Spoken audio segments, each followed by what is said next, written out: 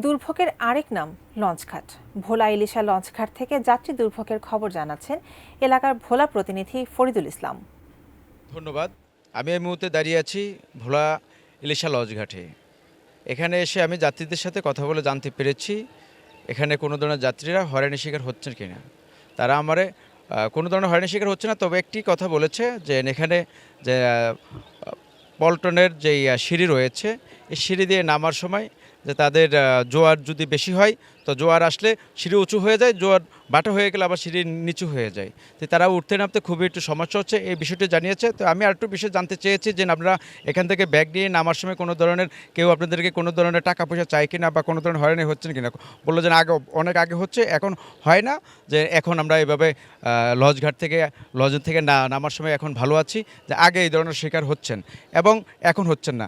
এবং আমি জানতে পেরেছি যে পানি উন্নয়ন বোর্ডের সাথে যে এখানে যেই সমস্যাটা যাত্রীরা তুলে ধরেছে, তারা বলছে যে আমাদের জিও বিভাগের কাজ চলমান রয়েছে। তো আমরা যে বিষয়টা যাত্রীরা বলেছে যে এটা আমরা অতি দ্রুতর মাধ্যমে সমাধান করার চেষ্টা করব। তো আমি প্রশাসনের সাথে কথা বলে আরও জানতে পেরেছি প্রশাসন এখানে খুবই এই অবস্থানে আছেন, যে কড়া অবস্থানে আছেন, যে কোনো ধরনের অনাকাঙ্ক্ষী কোনো ঘটনা ঘটলে তাৎক্ষণিক প্রশাসন এই জিনিসটি সলভ করার চেষ্টা করবে।